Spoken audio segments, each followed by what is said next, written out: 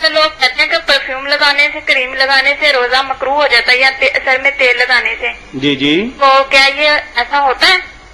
یعنی عورت کے حوالے سے آپ پوچھ رہی ہیں کہ اگر عورت پرفیوم اور کریم لگائے تو کیا اس کا روزہ ٹوٹ جاتا ہے یا برقرار رہتا ہے؟ برقرار رہتا ہے. جی بالکل. روزہ میری بچی نہیں ٹوٹتا، خوشبو لگانے سے نہ مرد کا ٹوٹتا نہ عورت کا ٹوٹتا.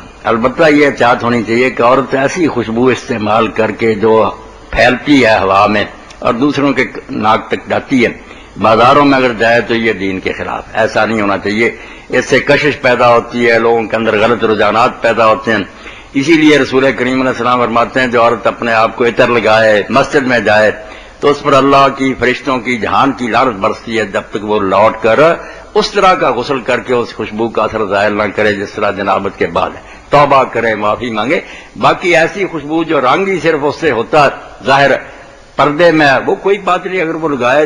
بلکہ اپنے گھر میں تو خوشبو لگانی چاہیے ایسی جس سے خاوند یا اس کے خاوند کو اس کی طرف توجہ ہو. میں اس بارے میں کہوں گا کہ کچھ کوتاہیاں عورتوں کی طرف سے، کچھ مردوں کی طرف سے، جس سے خاندانی نظام کچھ گڑبڑ ہو رہا ہے.